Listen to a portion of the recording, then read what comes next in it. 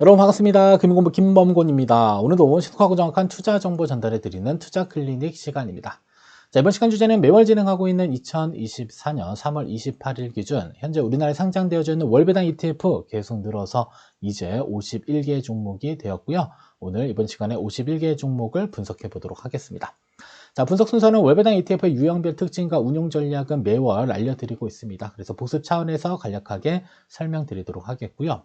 자, 그리고 분배율 지급 순위는 예전에는 탑5 기준으로 알려드렸는데 아예 1위부터 51위까지 쭉 순차적으로 나열하면서 각각의 기초자산별 특징들과 종목의 특징도 하나씩 설명드리도록 하겠습니다. 자, 세 번째로는 분배율과 수익률을 합산하게 되면 종합순위 매길 수 있고요. 이러한 종합순위는 수익률에 영향을 주고 있기 때문에 기초자산별로 어떠한 자산의 수익률이 좋았는지 살펴보면서 순위는 조금 빨리 설명드리도록 하겠고요. 자, 그리고 모든 종목을 동일 비중으로 매수했었을 경우에 3월 기준으로 자, 분배율과 수익률은 각각 몇 %가 났는지도 이번 시간 영상 통해서 모두 확인을 진행해 볼 수가 있습니다. 자, 그리고 가장 중요한 분배금은 언제 지급이 되냐? 4월 1일 또는 2일자로 모두 지급이 되고요. 분배금 지급받으면 뭐 한다? 재투자 필요하신 분들은 언제 어떠한 종목을 재투자할지 재투자 계획이 필요하고요. 그 다음에 나는 인출할 거다라고 하시는 분들은 분배금만큼 인출해서 생활이 가능하면 문제가 없겠지만 부족한 경우도 있잖아요. 자, 이때는 종목을 매도해서 현금 흐름 만드셔야 됩니다.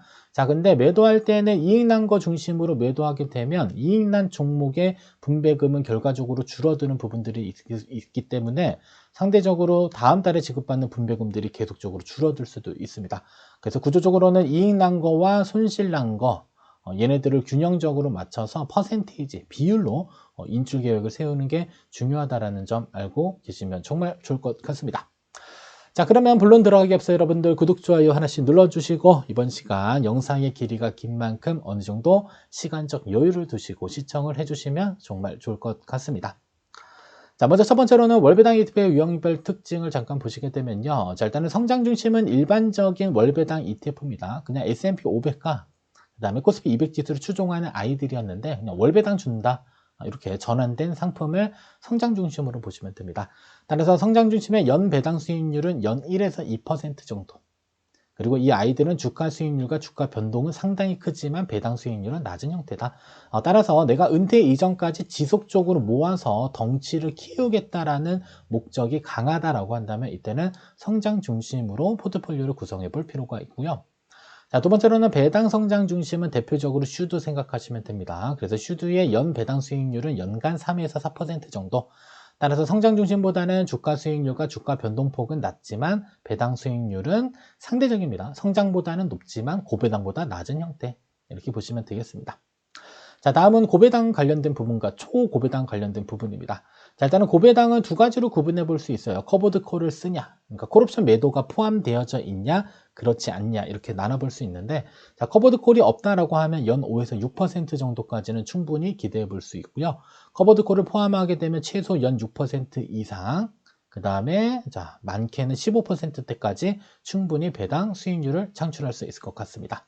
다만 커버드 콜의 경우는 콜옵션 매도 포지션은 일단은 어떻게 보면 주가 지수가 하락했었을 때 이익이 발생되는 구조이기 때문에 이제 뭐 기초 자산을 하나 가지고 있다라고 가정을 하고요. 얘가 주식으로 할게요. 자, 주식을 보유하고 있는 상태에서 콜 옵션 매도 포지션입니다. 자, 그러면 콜옵션 매도 포지션의 경우는 하락할 때 뭐가 되냐면 이익이 생기고요. 그죠? 얘는 주식은 어때요? 상승할 때 이익이 생기는 거죠. 자, 그러면 기초자산 주식이 만약에 5% 올랐어요. 자, 근데 얘는 하락하면 이익이고 반대 포지션이니까 상승하면 손실이죠. 자, 그러면 상승했었을 때 손실이니까 3% 만약에 이렇게 손실이 생겼다라고 한다면 5% 빼기 3% 하면 어떻게 돼요? 2%의 수익만 가져가게 되는 구조가 되겠죠. 따라서 커버드 콜이 있는 경우에는 상승폭이 제한이 되고, 자, 하락했었을 때는 반대입니다. 만약에 기초자산 주식이 10% 하락했었을 때, 자, 콜옵션의 경우는 뭐가 생긴다? 이익이라는 게 생기겠죠. 하락했을 때 이익. 만약에 하락했을 때 이익이 7%다라고 한다면 마이너스 10%에서 플러스 7%를 빼게 되면 이때 이익은 마이너스 3%가 발생되는 거죠. 따라서 하락폭은 낮지만 장기적으로 봤을 때는 이렇게 우하향하는 이러한 구조들이 만들어지기 때문에 장기적으로 봤을 때는 주가 수익률은 낮은 편, 변동폭은 하락폭은 약간의 제한이 있기 때문에 상대적으로 낮을 수 있다고 볼 수 있는 것이고요. 다만 배당 수익률은 콜옵션 매도 포지션에 따른 뭘 많이 받을 수 있다? 옵션 프리미엄을 많이 수취할 수 있기 때문에 상당 부분 높은 형태의 배당을 주는 구조를 만들어낼 수가 있습니다. 따라서 각각의 유형별로 특징들이 확연히 존재하고 있기 때문에 특정 유형의 몰빵보다는 사이좋게 뭐한다? 믹스해서 혼합하는 전략으로 포트폴리오를 구성해 보면 그래도 안정적인 운용이 가능하지 않을까라고 생각을 해볼 수 있을 것 같고요.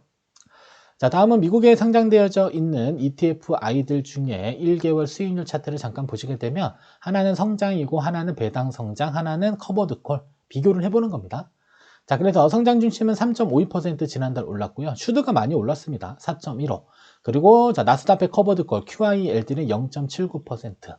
자, 그러면은 얘네들 자, 스파이랑 그다음에 슈드가 이렇게 상승할 때 어때요? 커버드 콜은 이렇게 물결치고 있죠. 그래서 상승폭이 상당 부분 제한되어져 있는 이러한 구조로 되어져 있다는 사실을 알고 계시면 되겠고요. 자, 그리고 나름대로 이렇게 많이 하락하더라도 얘네들은 찔끔 이렇게 하락하기 때문에 하락폭도 어떻게 보면 상쇄시켜주는 그런 구조화된 상품이다라고 보시면 되겠습니다. 따라서 배당은 많이 주고 슈드는 배당 중간, 그 다음에 스파이는 배당은 정말 안 주지만 가격 변동폭들은 배당과 반비례하는 형태로 현재 잘 운용되고 있다는 사실을 보여드리기 위해서 넣어놓은 수익률 차트고요. 자, 다음은 은퇴 전후 운용 전략입니다. 자, 은퇴 이전에는 경제활동을 할 수 있기 때문에 현금 흐름이 생깁니다. 그래서 적립할 수 있는 단계. 자, 이때는 자산 가치를 극대화하는 것과 현금 흐름 극대화하는 두 가지로 볼 수가 있습니다. 자, 그러면 자산 가치를 극대화한다라는 거는 내 돈의 가치 크기를 키운다라는 겁니다. 그래서 성장 중심으로 운용하면서 배당에 대한 재투자도 성장 중심으로. 그래서 미래 덩어리를 키운 다음에 나중에 인출할 때는 뭐 하면 돼요? 자가 배당하면 됩니다. 내가 필요한 만큼 퍼센테이지로 인출하는 이러한 전략을 취할 수 있고요. 아니면 현금흐름 극대화 전략은 이왕이면 그냥 지금부터 배당을 많이 받는 겁니다. 그래서 배당 성장 또는 고배당 중심으로 운용하면서 재투자는 고배당으로 계속하는 겁니다. 그래서 은퇴 직전까지 최대치의 현금 흐름을 끌어내서 나중에 어떠한 전략, 배당 인출 전략을 활용하고자 할 때 활용해 볼 수 있는 방법들입니다. 다만 뭐 자산가치 극대화나 현금 흐름 극대화가 적정선에서 믹스된 형태가 가장 이상적이다라고 볼 수 있을 것 같고요. 자, 그리고 포트폴리오에는 반드시 안전자산 편입을 해야 될 필요가 있겠죠. 그래서 은퇴 시점이 조금씩 가까워질 때마다 자, 포트폴리오를 수정하면서 안전자산의 일부 자산을 확보하고 나머지는 이렇게 배당 중심의 포트폴리오를 구성해서 어떻게 인출할지 인출 계획을 마련하는 게 가장 좋은 운용 전략이 될 수 있을 것 같습니다. 자, 다음은 월배당 ETF 포트폴리오 어떻게 구성해야 될까? 얘가 예전에는 뒤쪽에 있었는데 앞쪽으로 가져온 이유는요, 기초자산을 잘 이해하는 게 중요하기 때문입니다. 그래서 다양한 월배당 ETF의 기초자산들이 존재하고 있는데 여러분들이 포트폴리오를 구성할 때 1번은 자산군을 선택하는 겁니다. 나는 주식을 편입할지, 채권을 편입할지, 인컴을 편입할지, 리츠를 편입할지. 자, 리츠는 싫어하면 그냥 삭제를 해버리면 되고, 그러면 주식, 채권, 인컴으로 가지고 포트폴리오 짜는 거고요. 자, 주식은 국내 주식, 미국 주식, 국내 채권, 미국 채권 있습니다. 그래서 난 국내 채권은 싫어. 그럼 얘네들은 그냥 싹 다 신경 안 쓰면 되고, 나는 국내 주식도 싫어. 그럼 얘네도 싹 다 신경 안 쓰는 겁니다. 자, 그러면 포트폴리오를 구성할 때 뭐만 신경 쓴다? 미국 주식, 미국 채권, 인컴 뭐 이런 식으로 구분해서 우리가 포트폴리오를 만드는 데 활용하시면 됩니다. 그래서 첫 번째로는 자산군 설정, 두 번째로는 투자 비중을 결정하고요. 주식의 몇 프로, 채권의 몇 프로 이런 식으로요. 자, 그리고 나서 기초자산의 종류가 잔뜩 있습니다. 기초자산 선택하시고 그 다음에 세부적으로 종목에 들어가야 되겠죠. 자, 종목에 들어가게 되면 우리가 연간 분배율은 과거 데이터를 가지고 충분히 찾아볼 수가 있습니다.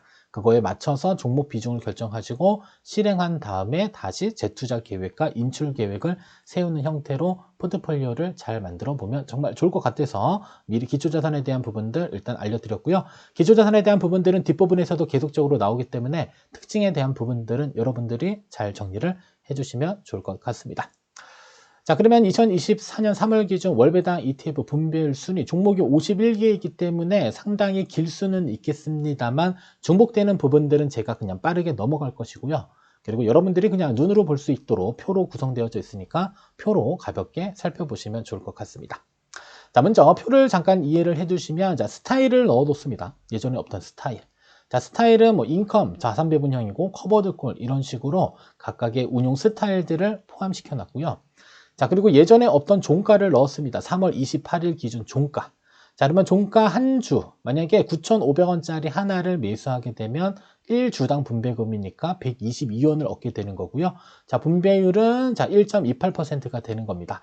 자, 수익률은 직전 1개월 수익률 마이너스 5.14%가 났고요. 합계 수익률은 분배율과 수익률을 합산했을 때 종합 수익률, 종합 순위는 전체 종목 중에 순위입니다. 꼴찌였네요. 1위 했는데, 그러니까 배당은 1인데 종합 순위는 꼴찌. 이러한 것들도 만들어 줄 수가 있습니다. 자, 그러면 하나씩 이제 좀 볼게요. 자, 일단 1위 한 종목은 인컴입니다. 인컴은 주식과 채권이 이렇게 혼합되어져 있는 형태로 생각하시면 됩니다. 여기 안에 무조건 뭐 커버드 콜이 있다 없다라고 말해드리기는 어렵지만 대략적으로 자산 배분 스타일은 인컴이다. 기억하세요. 그렇게 인컴은 자산 배분이다. 이미 돼 있는 상태다. 자, 1위 종목을 보시면 코덱스, 테슬라, 인컴, 프리미엄, 채권, 혼합, 액티브입니다. 자, 얘는 테슬라 주식에 커버드 콜이 포함되어져 있습니다. 그래서 커버드 콜 비중 30%, 국내 채권 70%로 현재 운용이 되고 있고, IRP 계좌 안에서 100% 운용이 되고 있고요. 연간 분배율은 15%를 목적으로 운용되는 I입니다. 그래서 분배율이 월이에요. 연이 아니라 지금 설정되어져 있는 모든 분배율은 월입니다. 그래서 1위부터 5위까지 보시게 되면 다 1%대로 넘어갑니다. 그래서 해당 종목들은 연 단위로 따지면 10% 이상의 뭘 준다? 배당을 줄 것으로 예상될 수 있는 상품들이고요. 가격도 아직 그리 비싸지 않습니다. 항상 만원대 초반과 혹은 뭐 9,000원대를 유지하고 있는 것 같습니다. 자, 따라서 1위는 인컴이기는 하지만 얘도 결국에는 커버드 콜이 일부 포함되어져 있는 형태고요. 다만 채권의 70% 정도 또 편합되어 있기 때문에 가격 변동폭은 그리 크지 않을 것으로 예상되지만 지난 한 달 동안 테슬라가 엄청나게 떨어졌습니다. 그래서 수익률은 썩 좋지 않다. 자, 나머지 2, 3, 4, 5위의 경우는 커버드 콜입니다. 자, 그러면 커버드 콜의 기초 자산은 주식도 있고 채권도 있습니다. 아니면 혼합형의 형태도 있습니다. 2위의 경우는 혼합된 형태입니다. 자, 일단은 기초 자산은 주식입니다. 여기 미국 30년 국채가 주식이고, 그 다음에 프리미엄 액티브 붙어 있기 때문에 커버드 콜 들어 있고요. 여기에 추가적으로 일반 국채는 70% 비중으로 운용되는 형태입니다. 따라서 얘는 미국 국채가 기초자산인데 옵션 비중은 30%이기 때문에 나머지 70%에 해당되는 부분들은 채권 가격 변동에 노출되어져 있는 형태로 보시면 될 것 같습니다. 얘도 상당히 많은 배당을 줄 것으로 예상되고요. 그 다음에 3회의 경우도 마찬가지로 채권입니다. 채권. 그래서 솔 미국 30년 국채 커버드 콜. 얘는 옵션 비중이 100%. 그죠? 여기는 옵션 비중이 30%. 자, 그래서 커버드 콜 30 이런 이름이 있으면요. 옵션 비중이 30%고 나머지의 경우는 그냥 기초 자산을 살려뒀구나라고 보시면 되겠습니다. 그래서 일정 비율은 일단은 프리미엄으로 배당을 확보하고요. 그 다음에 나머지의 경우는 가격 상승까지도 노리는 그런 혼합 전략의 상품들이 최근 트렌드로 많이 나오고 있고요. 그리고 4위 종목도 특이한 점이 위클리 커버드 콜이라고 되어져 있습니다. 자, 일단은 옵션은 만기가 있는데요. 일반적인 옵션 만기는 월 단위로 쪼개다가 현재 운용되고 있는데 얘는 주 단위로 더 짧게 만기를 설정해서 상품이 운용되고 있는 특징 가지고 있습니다. 얘도 무려 연간 12%의 배당을 줄 것으로 운용이 되고 있는 상태고요. 그리고 항상 부동의 1위였던 타이거 미국 나스닥백 커버드 콜이 뒷부분으로 옮겨졌습니다. 그래서 얘는 미국의 나스닥백 지수를 추종하는 옵션 비중 100%가 반영된 커버드 콜 상품이다라고 보시면 됩니다. 그래서 분배율 수준이 상당히 높은 형태이고요. 나는 다른 거 모르겠다, 그냥 배당만 많이 받고 싶다라고 한다면 개인적으로 저는 그냥 얘네들을 싹 다 섞어가지고 그냥 포트폴리오를 구성해 보는 것도 나쁘지 않은 전략이 될 수 있을 것 같습니다. 조만간 현재 포트폴리오들이 좀 정리가 되면 저는 그냥 한번 커버드 콜로 싹 다 한번 매수를 해볼 계획을 갖고 있습니다. 자, 다음은 6위입니다. 6위부터 7, 8위까지 보시면 다 커버드 콜. 그죠? 커버드 콜은 주식, 채권, 그 다음에 혼합 형태에 있다라고 알려드렸습니다. 자, 보게 되면, 자, 타이거 미국 배당 7% 프리미엄 다우존스는 혼합입니다. 슈드가 60% 비중이고요.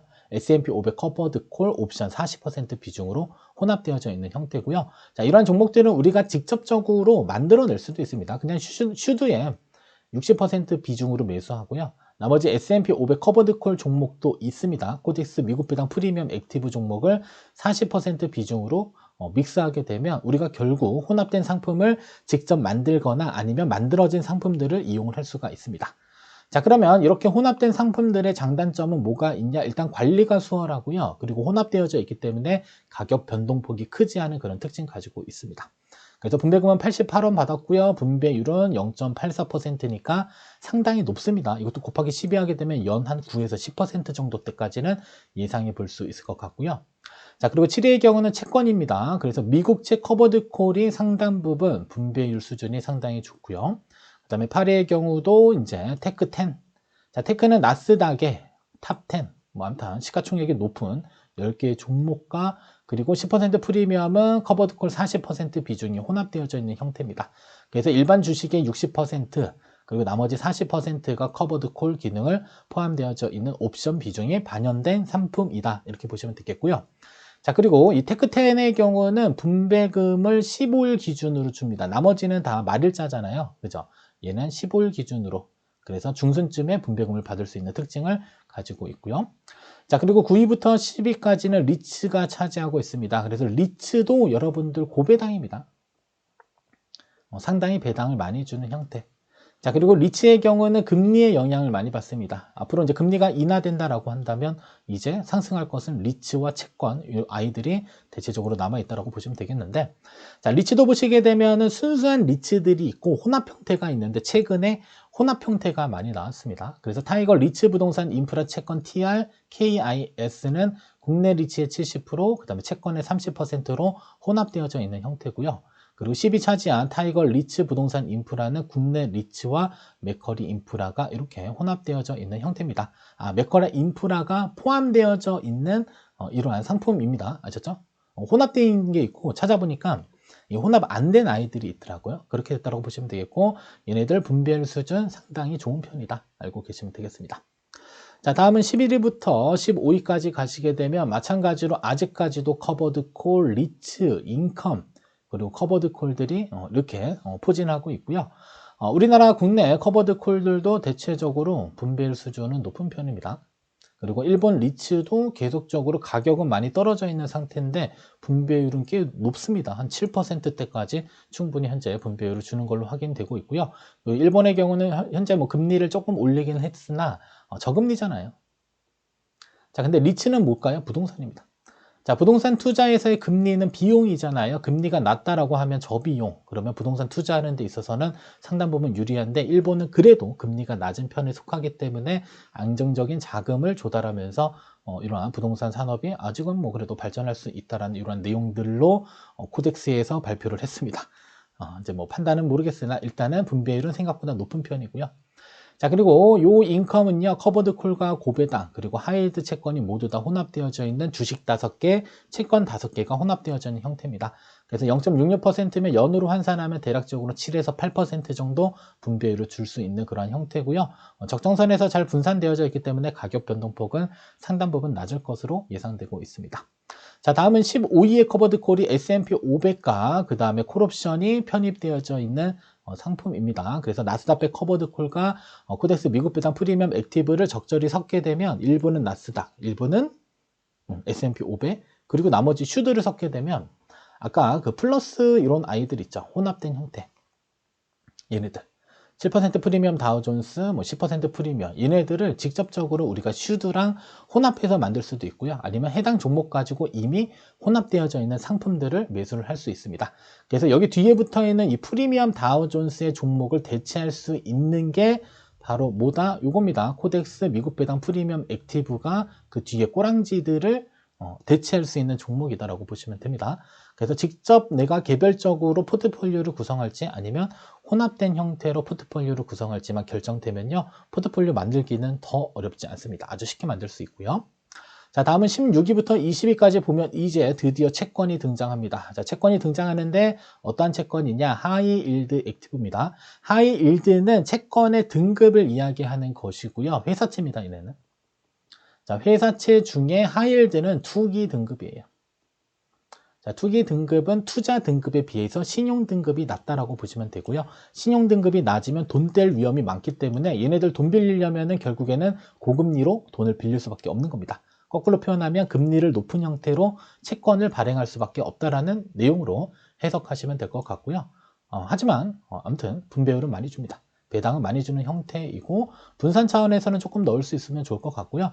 다만 여러분들이 이제 위험하지 않을까라는 생각은 하는데 펀드 형태이기 때문에 하나의 하이힐드 채권만 가지고 있는 게 아니라 여러 가지 기업의 채권을 보유하고 있는 형태입니다. 그래서 하나의 채권이 만약에 파산하게 되면 타격은 있기는 하겠지만 나머지 채권들이 이렇게 견고하게 버티고 있기 때문에 그렇게 위험하지는 않다라는 점 알고 계시면 되겠고요. 자, 다음은 17위가 커버드 콜입니다. 타이거 배당 프리미엄 액티브는 자, 국내 성장주를 기초자산으로 주식을 포함하고 있고 나머지 100% 커버드 콜 옵션을 포함해서 운용되고 있습니다. 그래서 분배율은 0.57%로 낮은 편이 아닙니다. 0.5 기준부터는 다 6%가 넘어가는 겁니다. 그래서 다 고배당 아셨죠? 근데 고배당인데 커버드 콜 있냐 없냐 구분들만 여러분들 잘 해주시면 되겠고요. 자, 18위의 경우도 리츠입니다. 자, 리츠 R이랑 K 리츠 FN. 자, 국내 리츠와 맥커리 인프라가 포함되어져 있는 형태로 운용되고 있습니다. 마찬가지로 배당 꽤 높은 편이고요. 자, 19위는 미국 채권입니다. 자, 에이스 미국 하이힐드 액티브.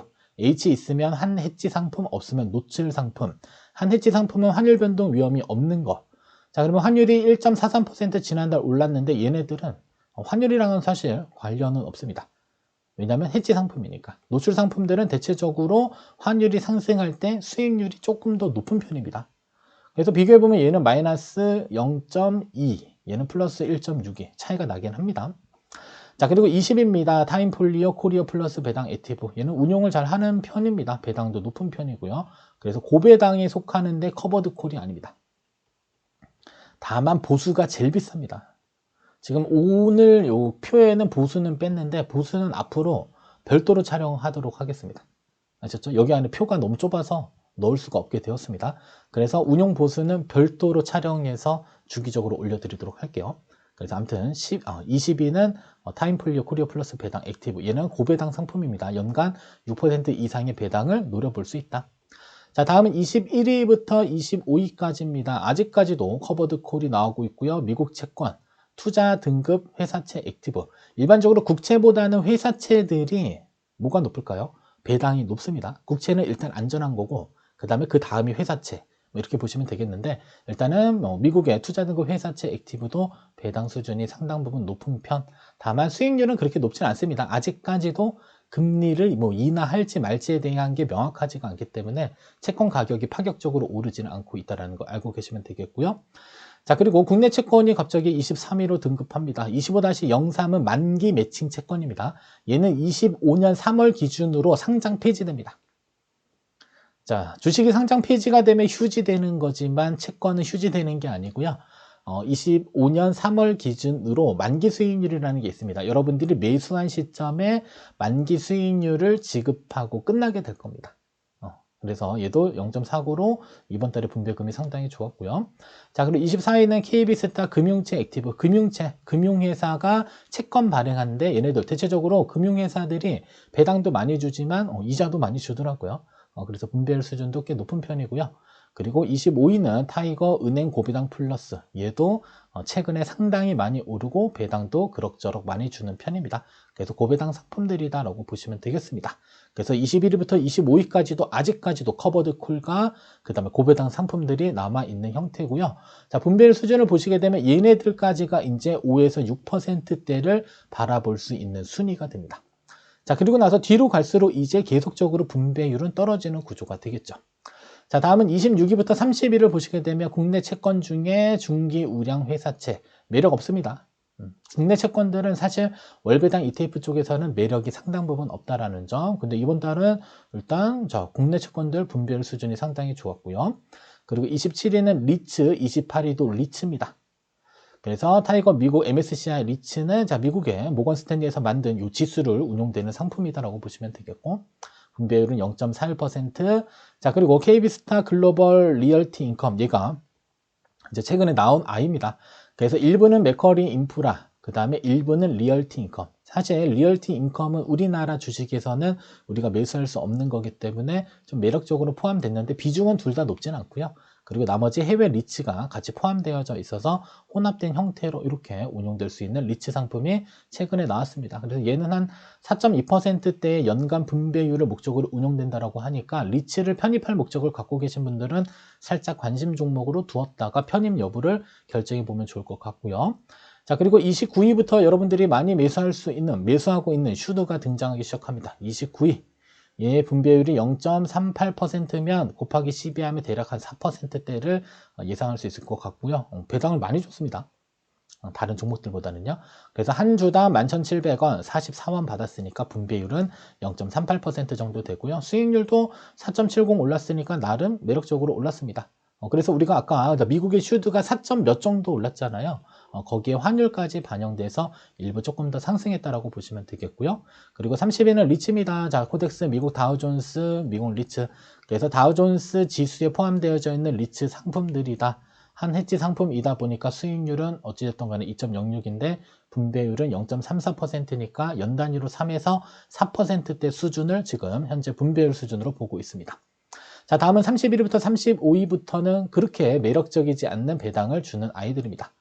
자, 그래서 미국 채권 이렇게 두 개가 있는데 하나는 아이쉐어즈에서 만든 투자등급 회사채. 얘는 이상하게 다른 회사처럼 비교해보면 조금 낮기는 한데 아무튼 수익률은 1.88%. 그리고 25-11은 25년 11월 기준으로 만기 매칭 채권입니다. 그래서 0.34%, 그 다음에 33위는 에이스 미국채 30년 액티브. 얘가 많은 사람들이 현재 많이 매수를 하고 있는 상태입니다.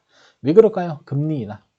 금리 인하되면 뭘 받을 수 있다? 가격 상승에 따른 무엇을? 시세 차익을 목적으로 많이들 매수하고 있고요. 저도 잔뜩 들고 있습니다. 언제 오를지 모르겠습니다. 아무튼 0.32%니까 분배율 수준은 3에서 한 4% 정도를 예상해 볼 수가 있을 것 같고요. 그리고 34위 인컴입니다. 자, 타이거 글로벌 멀티에셋 TIF 인컴. 타겟 인컴 펀드입니다. 그래서 선진국과 신흥국 주식 채권의 배당과 이자를 분배금 재원으로 주는 상품인데 매력이 없습니다. 컨셉은 정말 좋은데 매력이 별로 없고요. 그리고 35위의 경우는 성장 중심. 자, KB스타 미국 S&P 500 배당기. 미국의 성장 중심인데 50년 이상 배당을 지급한 기업들이 편입되어져 있는 아이입니다. 근데 이름은 배당킹인데 배당이 그렇게 매력적이진 않습니다. 그리고 일부 성장 중심이기 때문에 가격 상승폭이 상당히 높았습니다. S&P 500에 3.47 올랐는데 얘는 무려 5.51. 환율 상승까지 포함하면 얼추 5%대 상승이 일어났다고 볼 수 있을 것 같고요. 자, 다음은 36위부터 40위까지입니다. 자, 인컴이 36위에 차지하고 있는데 이것도 월배당으로 바뀌었습니다. 아리랑 고배당 주 채권 혼합. 그래서 고배당주 40%와 채권 60%가 혼합되어져 있는 자산 배분 스타일이다라고 보시면 되겠고요. 자, 이렇게 혼합되어져 있으면 가격 변동폭은 낮습니다. 다만 배당을 많이 주면 좋겠는데 분배율이 너무 저조했고요. 그리고 37위는 슈드, 39위 슈드, 그다음에 40위 슈드입니다. 그래서 슈드는 사실상 현재 우리나라에 상장되어져 있는 월배당 ETF의 분배금의 거의 하위권입니다. 뒷부분에 있죠. 그래서 0.24, 0.23, 23 요 정도 수준. 그래서 3에서 4%대 이렇게 보시면 되겠고요. 그리고 타이거 미국 다우존스 얘는 이번 달에는 그래도 배당을 많이 줬습니다. 성장 중심인데도 불구하고 배당을 상대적으로 많이 줬다라고 보시면 되겠고, 다만 수익률은 그렇게 높지는 않았습니다. 그죠? 다우존스 지수는 S&P 500과 나스닥이 나스닥과 거의 비슷하게 올랐네요.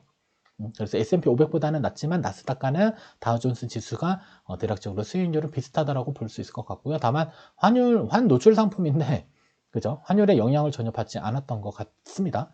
영향을 받았겠지만 결론은 뭐다? 다우존스가 S&P 500과 나스닥보다는 떨어졌다. 이렇게 보시면 되겠고요. 자, 슈드의 경우는 그래도 수익률이 괜찮습니다. 다만 H 붙은 I는 환율 상승을 전혀 가져가지 못했기 때문에 H가 없는 것과 있는 것 비교하면 H 있는 애가 이번 달은 환율이 올랐기 때문에 수익률이 저조한 편이다라고 볼 수 있습니다. 자, 다음은 41위부터 45위까지입니다. 이때부터는 이제 분배율 수준은 점점 미미해지기 때문에 어떻게 보면 인기가 매우 없는 상품들로 보시면 될 것 같습니다. 그래서 커버드 콜이긴 하지만 OTM이라고 하는 것은 외가격 옵션 기능이 포함되어져 있는 겁니다. 나머지는 ATM이라고 해서 등가격인데 차이점은 그냥 그 ATM은 일반적인 그냥 커버드 콜이라고 보시면 돼요. 그냥 기초자산과 행사 가격이 일치하는 아이고, 자, 그 다음에 외가격의 경우는 약간 그냥 가격 상승폭에 포커스가 맞춰진 아이로 보시면 되겠습니다. 그래서 수익률은 높은 편인데 분배율은 썩 높지 않은 편. 그래서 크게 매력적이지는 않습니다. 커버드 콜 치고는요. 그리고 42위부터 이제 45위까지가 대부분 성장이고요. 솔직히 말씀드리면 월배당 ETF의 성장들은 매력이 없습니다.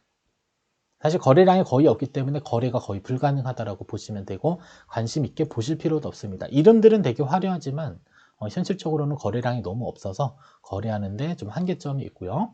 자, 그리고 46위부터 51위까지도 쭉 보시게 되면 일단 자, 여기에 분배금이 없는 거는 신규 상장입니다. 그래서 다음 달부터는 분배금이 있기 때문에 여기에 없을 겁니다. 다른 쪽에 가 있을 것이고, 자, 위에 있는 두 아이도 S&P 500 지수를 기초자산으로 하는 성장입니다. 분배율이 0.09, 0.08 하면 1년 기준으로 1%대고요. 다만 수익률은 성장이다 보니까 대체적으로 기초자산 지수를 잘 추종하고 있는 것으로 확인을 해볼 수 있는 상품입니다. 자, 그리고 51위의 경우는 리츠 상표가 또 하나 나왔습니다. 리츠가 지금 계속 나옵니다. 그래서 코덱스 한국부동산 리츠 인프라, 얘는 국내 리츠와 맥커리 인프라가 포함되어져 있고요. 얘의 특징은 15일 기준으로, 그죠? 그러면 15일 기준으로 분배금을 주는 상품이 두 개가 생긴 겁니다. 자, 그러면 이러한 추세로 볼 때 앞으로 15일 기준으로 분배금 주는 상품들도 계속적으로 늘어나기 때문에 한 달에 월급을 2번 받는 기분을 느끼게 해주는 그러한 상품들이 계속적으로 출시되겠거나 라는 것들을 예측을 해볼 수가 있습니다. 자, 다음은 2024년 3월 월배당 종합수익률, 자, 1위부터 51위까지 빠르게 알아보겠습니다. 여러분들이 눈으로 볼 수 있을 정도로 조금 빠르게 알아보도록 하겠습니다. 다 설명하다가는 영상이 안 끝나겠죠? 자, 일단 1위부터 5위를 보시게 되면 역시나 성장들이 강합니다. 그래서 미국의 캐시카우 요 아이가 수익률이 무려 9.09%로 분배율 0.1 합산하게 되면 9.03%로 1위를 차지했습니다. 다만 전월에는 15위였고요. 자, 2위의 경우는 은행 고비당 플러스입니다. 수익률이 무려 8.53%, 우리나라에 있는 ETF겠죠. 분배율도 상당히 좋은 편이라서 2위를 차지했고요. 전월에 1위였습니다. 그래서 얘가 생각보다는 매력적이긴 한데 너무 가격이 비싸졌어요. 그죠? 그래서 사실 매수할까 말까 살짝 고민이긴 한데 아무튼 운용이 잘 되고 있다라고 보시면 되겠고요. 그다음에 3의 경우는 코스피 200 지수를 추종하는 우리 200입니다. 6.26%가 올랐습니다. 코스피 지수가 4.97 올랐는데 얘는 코스피 200 지수예요. 200 지수랑 코스피 지수는 다릅니다. 여기는 200개 종목이 편입되어져 있는 아이들이고 얘는 6.26% 분배율은 낮았지만 수익률은 그래도 종합적으로 6.40에서 전월 대비 많이 올랐습니다. 자, 그리고 나머지 커버드 콜이 두 아이가 있습니다. 커버드 콜 얘는 하나는 이제 성장주 중심의 커버드 콜이고 여기는 이제 외가격이다 보니까 그냥 성장 중심의 포커스가 맞춰져 있는 커버드 콜로 보시면 되겠습니다. 그래서 얘네들도 수익률이 상당 부분 좋고 커버드 콜이라고 해서 계속적으로 수익률이 안 좋은 건 아닙니다. 근데 장기적으로 봤을 때는 우하향하는 그림이 그려지다 보니까 많은 분들이 꺼려하고 있지만 특정 기관을 그죠? 주식시장이 보합인 이러한 형태에 있어서는 상당히 매력적인 상품이 될 수도 있습니다. 그때그때 다르다. 이게 핵심이고요. 자, 그리고 6위부터 10위까지도 보시게 되면 성장 중심입니다. 대체적으로 성장, 슈드, 리츠. 자, 리츠가 이제 한국 리츠입니다. 4.96%로 많이 올랐고요. 배당도 0.56이면 꽤 높은 편이죠. 그리고 여기 슈드도 분배율. 요게 조금 잘못된 것 같은데. 타이거 미국 배당 다우존스. 요게 좀 분배율이 좀 잘못됐습니다. 이거 좀 오류로. 제가 이거를 안 고친 것 같습니다. 이게 아무튼 분배율 오류다라는 거 참고로 알고 계시면 될 것 같고요. 얘는 아마 8위가 아닐 겁니다. 됐죠? 한 요 정도 줘야 되는데. 자, 그다음 10위가 자, 미국 배당 다우존스 얘도 슈드입니다. 마찬가지로 슈드. 그래서 대체적으로 성장가 슈드 리츠 쪽에 일단은 수익률이 많이 올랐다라고 여러분들 확인해 볼 수 있을 것 같고요. 그다음에 11위의 경우는 커버드 콜입니다. 뭐 테크 10, 그다음에 프리미엄. 얘네들은 옵션이잖아요. 자, 옵션이 몇 퍼센트만 있다? 40% 있고 나머지 60%는 어디예요? 자, 미국 테크면은 당연히 나스닥이겠죠. 그래서 나스닥의 10개 종목의 60% 비중이 있기 때문에 나스닥이 많이 올라간다라고 하면 얘네들은 수익률이 좋은 구조로 만들어져 있습니다. 그리고 배당도 많이 주다 보니까 상당 부분 이렇게 혼합되어져 있는 아이들이 생각보다 괜찮은 전략을 만들어내는데 도움이 될 것으로 예상이 되고 있습니다. 그래서 일부 포트폴리오는 개별적인 포트폴리오 하나, 일부 포트폴리오는 혼합 포트폴리오. 자, 이렇게 두 가지를 같이 섞어서 포트폴리오를 만드는 것들도 한 번쯤은 충분히 고민을 해볼 수 있는 것 같습니다. 그죠? 성향에 따라서는 괜찮을 수도 있을 것 같아요. 자, 그리고 12위는 슈드가 차지했고요. 그 다음에 13위는 말 그대로 성장. 그리고 14위 리츠, 일본 리츠가 계속 떨어지다가 이번 달에는 좀 많이 올랐고요. 그리고 15위의 경우는 자, 커버드 콜, 요 아이가 차지하고 있습니다. 그래서 얘가 수익률이 어떻게 보면 더 좋아야 되는데 이번 달에는 좀 거꾸로 가기는 했네요. 좀 거꾸로 가기는 했고, 7%가 아니구나. 착각했습니다. 7%가 아마 뒤에 있을 겁니다. 자, 그래서 3% 프리미엄 다우존스는 옵션이 15% 내외고요. 나머지 75% 정도가 슈드로 들어 있습니다. 그래서 슈드의 75%면 슈드가 4점 몇 올랐잖아요. 자, 4점 몇 오른 거에 70% 수준이면 한 3%대에다가 자, 분배금 한 0.51 하니까 어떻게 보면 4.51% 정도의 종합순위 그리고 15위를 차지하는 것으로 확인해 볼 수 있습니다. 그래서 이런 혼합 전략을 이용하는 상품들도 어떻게 보면 전략적으로 잘 이용해 보자 이런 부분들을 생각해 볼 수 있을 것 같고요. 그 다음에 16위부터 20위까지도 쭉 살펴보시게 되면 다양한 자산군들로 이루어져 있습니다. 계속적으로 설명드리면 여러분들도 피곤하고 저도 피곤하니까 특이한 점이 없는 아이들은 이렇게 눈요기하면서 보시면 될 것 같습니다. 그래서 16위부터 20위까지 순위 쭉 살펴보고 있고요. 자, 그다음에 21위부터 25위도 자, 성장 중심인데 수익률이 썩 좋지 않았던 이 아이도 있었습니다. 왜냐하면 해지 상품들이 붙어 있으니까. 그래서 환율이 오른 상태에서 얘도 변경이 안 된 것 같습니다. 자, 환율이 오른 상태에서 H가 있는 아이들의 수익률은 대체적으로 좋지 않게 구성된다라는 것만 잘 인지하시면 되겠고요. 그리고 리츠도 대체적으로 많이 올랐고 커버드콜 종목들의 수익률도 그래도 중간 정도의 수익률을 차지하고 있는 것으로 이번 달의 분석 결과로 확인해 볼 수가 있습니다. 이 뒷부분부터는 좀 변경이 안 된 것 같습니다. 아셨죠? 뒷부분부터는 좀 변경이 안 됐으니까 이런 부분들 조금 감안해 주시고요. 이거는 신경 쓰지 마세요. 이 뒤에서 나오는 것들은 아마 다 이전 게 아마 편집이 안 된 것으로 확인되니까 죄송합니다만 이 부분은 신경 안 쓰시면 좋겠고 다음 영상에서는 신경 써서 알려드리도록 하겠습니다. 자, 그리고 26위부터 30위까지는 쭉 살펴보시게 되면 이제 커버드콜, 고배당, 리츠 성장 쪽으로 가고 있고 수익률이 점차 낮아지고 있습니다. 자, 근데 커버드콜 중에 이제 채권들의 대체적으로 수익률이 좋지 않았다라고 보시면 좋을 것 같고요. 그 다음에 타임폴리오는 운용을 잘 하다가 이번 달에는 운용을 그렇게 썩 매력적으로 잘 하지 않은 달로 생각이 됩니다. 자, 그리고 31위부터 35위까지도 리츠, 미국채, 채권들이 대체적으로 아직까지는 수익률이 썩 좋은 편은 아니다라는 것을 일단은 수익률 순위에서도 살펴볼 수가 있을 것 같고요.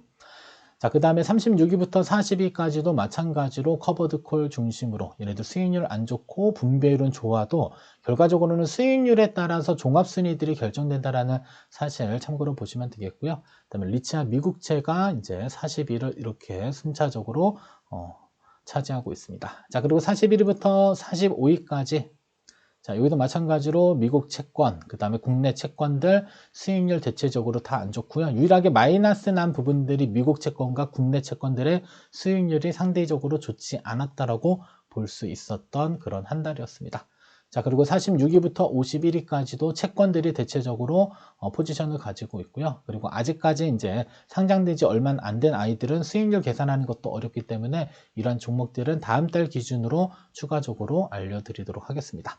그리고 50위 커버드콜 꼴찌가 테슬라 얘가 마이너스 5.14%의 수익률이 하락해서 종합순위가 마이너스 3.86인데 얘는 그래도 배당이 어마무시합니다. 1.28%. 근데 기초자산의 가격 변동폭이 아마도 가장 클 것으로 예상되는 종목 중에 하나인데 그리고 채권도 70% 정도 반영되어져 있는데 채권 수익률조차도 좋지 않다 보니까 수익률 하락폭이 가장 컸던 그런 한 달이었다라고 볼 수 있을 것 같습니다. 자, 그리고 이제 각 자산군별 수익률 추이를 보시게 되면요. 일단은 미국 주식이 상당히 좋았고요. 우리나라 주식 좋았습니다. 한국 채권 안 좋았고요. 미국 채권은 한 중간 정도. 하이드 채권들은 좋았는데 국채들은 썩 좋지는 않았고요. 자, 리츠는 양호한 편이었습니다. 그리고 커버드콜 양호했고 슈드가 생각보다 잘 선방했던 그런 한 달이었습니다. 그리고 한국 커버드콜도 대체적으로 분배금은 많이 주나 가격입니다. 이건 분배금이 아니라 가격도 많이 오른 형태고요. 그리고 자산 배분 형들의 경우는 대체적으로 다 플러스 난 한 해였는데 한 해가 아니라 한 달이었는데 이러한 채권 종목들에 있어서는 사실상 저평가됐고 나머지는 주식들이 대체적으로 많이 상승했던 그런 3월 달을 보냈다라고 우리가 평가를 해볼 수 있을 것 같습니다. 자, 다음은 끝으로 동일 비중으로 월배당 ETF 모든 종목 매수했다면 2024년 3월 기준으로 현재 상장된 51개 종목 중 47개 종목으로 바탕으로 동일 비중 1개월 투자했다라고 한다면 각 종목을 2.1%로 이렇게 비중을 구분할 수 있습니다. 그래서 47개 종목 하면은 100% 비중이 만들어지고요. 자, 24년 3월 기준으로 월 수익률은 3.13이었고 분배율은 0.48%로 지난달과 비교하면 분배율이 꽤 많이 올랐습니다. 아마도 고배당 ETF들이 많이 출현했기 때문에 분배율은 높아진 것으로 예상이 되고요. 합계는 3.6%. 자, 따라서 포트폴리오를 구성할 때 여러분들 각각의 기초 자산에 있는 한 중간 정도 되는 아이들로만 충분히 포트폴리오를 구성하더라도 월 수익률과 분배율 수준은 생각보다 높일 수가 있습니다. 그래서 포트폴리오를 구성할 때는 일단은 다양한 종목들을 투자하는 것도 중요하지만 기초 자산을 잘 분산하는 게 중요하다라는 사실만 꼭 숙지하시면서 나중에 다시 포트폴리오를 점검하거나 아니면 신규로 매수할 때는 기초 자산별로 종목들을 선택해서 운용하는 것이 어떻게 보면 장기적으로 봤을 때도 조금 더 좋은 운용 방침이 될 수 있을 것으로 예상됩니다. 여기까지 길었습니다. 시청해 주셔서 감사하고요. 여러분들 구독, 좋아요, 알림 설정, 금융부 영상 제작에 정말 큰 도움이 되고요. 혹시라도 오늘 해보니까 너무 길어서 다음에는 조금 변형이 좀 필요할 것 같습니다. 아무튼 의견 주시면 의견 주신 내용대로 다음 달 이렇게 부교 분석할 때 내용 반영해서 영상 제작하도록 하겠습니다. 아무튼 이번 시간 영상은 여기서 모두 마치도록 하겠습니다.